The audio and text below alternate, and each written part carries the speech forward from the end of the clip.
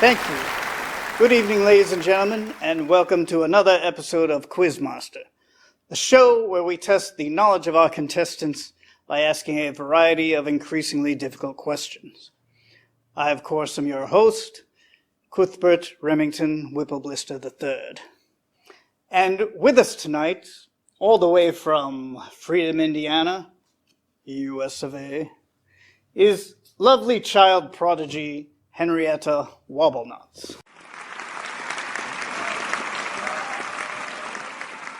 And how are you today, my darling? I'm excellent, thank you. Wonderful. Now, I understand that you're visiting here with some English girlfriends of yours. Have you learned any British slang during your stay? A couple of dirty words. Would you like to hear them? No, that's quite all right. Now, my dear, the game works like this. For every answer that you get correct, you will earn a point. The more points you earn, the more money you'll win. But the questions will get more difficult as we continue. I understand. Right.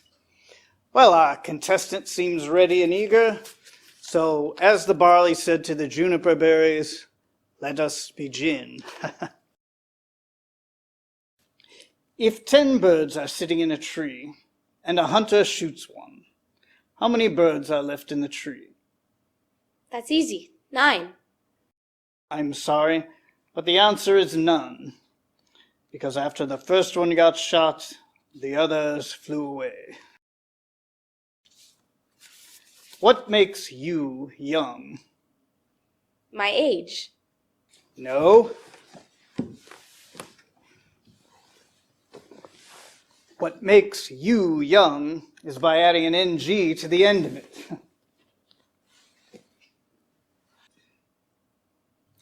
Imagine you are in a room that is quickly filling up with water.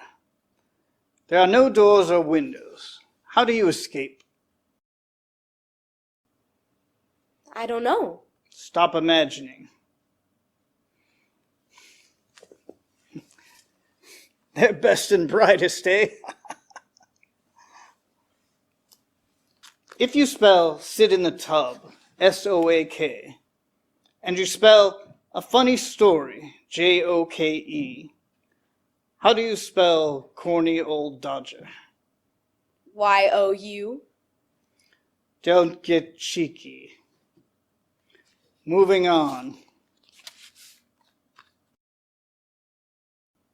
I'm so fragile that if you say my name, you'll break me. What am I? Silence. No, a zoomer. That's my little zinger. Doesn't feel too good, does it?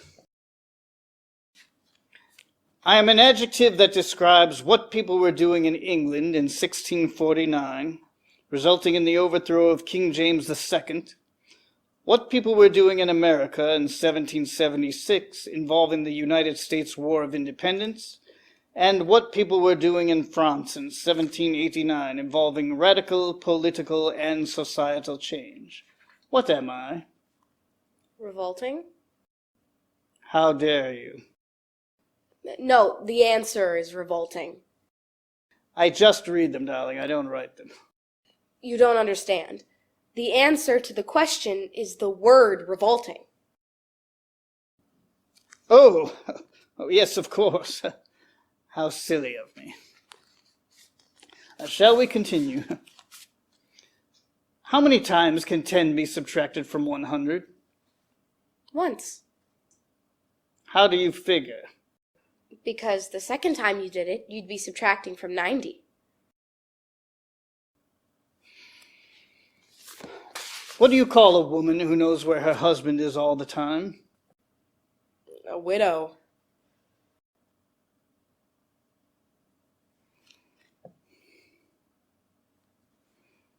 She's not wrong, you know.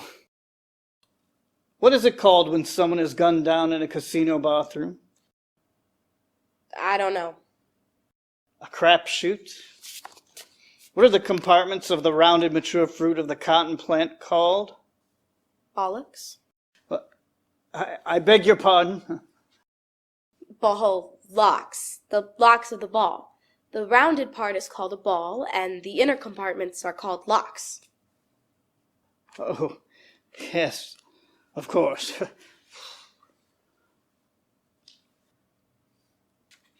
A woman pushes her car to a hotel and then proceeds to announce that she is bankrupt. Why?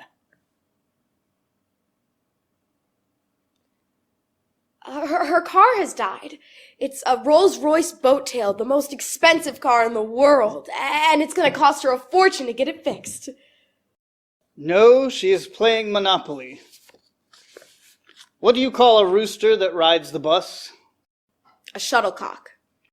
And a shuttle full of politicians? A blunderbuss. Well done. And with that, Miss Henrietta Wobbleknotts, you will gain 2,000 pounds. Oh, nice. How much is that in American currency?